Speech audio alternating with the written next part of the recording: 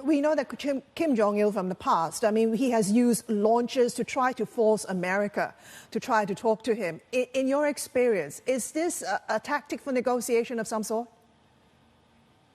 Well, there is a cycle, right? The North Koreans, do a launch, we overreact, and then they say they want to negotiate, and then they don't. They don't negotiate. They don't negotiate anything that requires them to actually do something.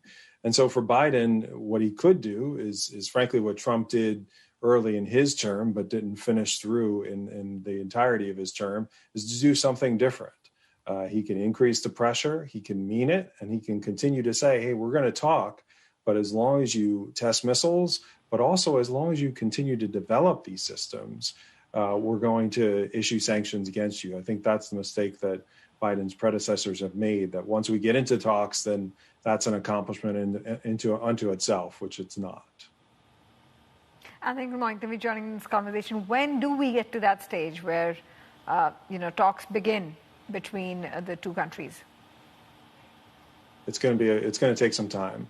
I think this is Kim's opening salvo. Forgive the pun, but that's their message. I think Biden's message could be very clear. I mean, they issued sanctions last week. I think that's a good first start, but there's much more they need to be doing. They allowed the sanctions to atrophy in 2021. The good news here is that we have a robust UN sanctions regime. Even if Russia and China are cheating on those sanctions, there is a way for the United States to implement it. It's really a choice of whether Biden wants to do that. Does he want to dedicate the time to do that? And of course, when we get to the U.S.-China relationship, North Korea in the latest in November in the readout with the Chinese president, that North Korea was just sort of thrown in one of the last sentences in the readout. So he's got to move that to a higher priority in the relationship as well. I do want to understand, what sort of role would China play in all of this, if at all?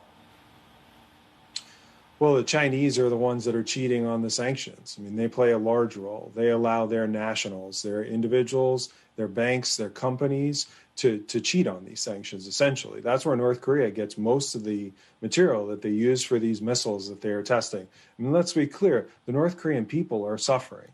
The North Korean regime is not spending that money on food and medicine and fighting COVID that they claim does not exist in North Korea. They're using that money for the nuclear and missile programs that are prohibited by the UN sanctions that China and Russia voted for. And China and Russia in particular cheat on these sanctions.